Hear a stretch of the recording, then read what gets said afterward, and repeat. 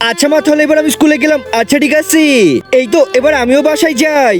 এই তো বাবু, তুমি এখানেই শুয়ে থাকো, আমি গিয়ে সব কাজগুলো সেরে নি। আরে বাবুকে তো একা রেখে আসতে ইচ্ছা করতেছে না, এক কাজ করি নিয়ে আসি ওকে।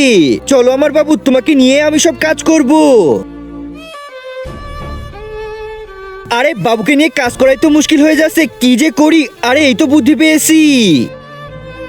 এই তো এই জিনিসটা অনেক আগে কিনছিলাম, এখন ব্যবহার করতে পারবো। আসো আমার বাবু, এবার তোমাকে এর ভিতরে ফিট করতে হবে।